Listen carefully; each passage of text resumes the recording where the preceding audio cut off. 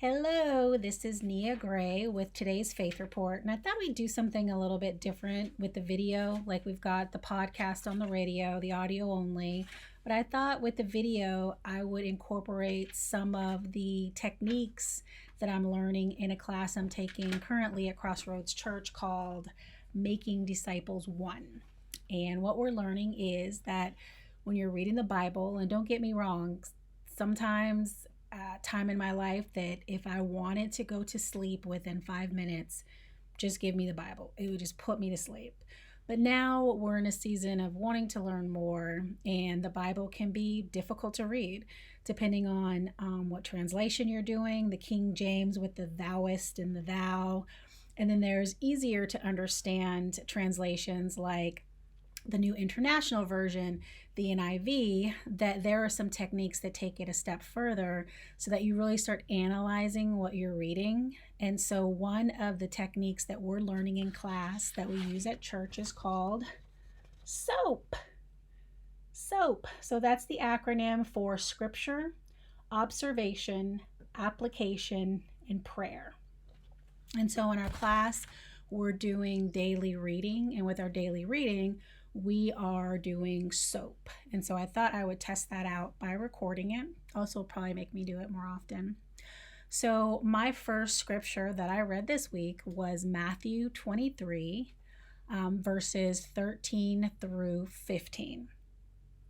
It says, "Woe to you, teachers of the law and Pharisees, you hypocrites! You shut the door of the kingdom in people's faces. You yourselves do not enter, nor will you let those enter who are trying to."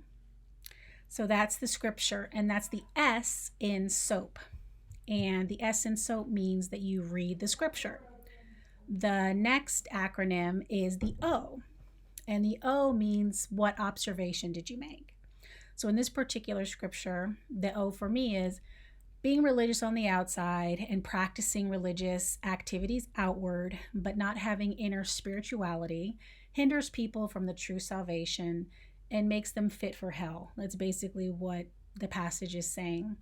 And we see this a lot in the church, people that act so holier than thou at church, but you see them out on the street, it's a different situation. So everything the Pharisees did, they did so that the people could see it. Everything they wore, how they gave, what they said, what they did, how they spent their time was all for show, for selfish gain and glorifying themselves. The problem is, while glorifying themselves, they were neglecting the more important matters of the law, which is justice, mercy, and faithfulness. So the A in SOAP, so we've got scripture, observation. A is for application. So the application is like, how am I going to apply this to my life? How do I sort of see this intersecting in my daily life? And I said, I think it's terrifying to read about Jesus condemning the Pharisees and asking how they can avoid hell. He's asking them, how can you avoid hell? That is terrifying. And the thought that the spiritually illiterate will follow them to hell is even more tragic. I don't want to be a hypocrite. I will focus on practicing what I preach and not bend the scripture to meet my needs or to glorify myself, but to always glorify God. To be a humble servant, expecting nothing in return, to follow the most important matters like mercy, faithfulness, and justice. And I won't think too highly of myself. And if I start feeling that pridefulness, or if I start relying too much on my opinion and my thoughts and my needs, that I need to run back to my Messiah. And the last one is the P in SOAP, which is prayer.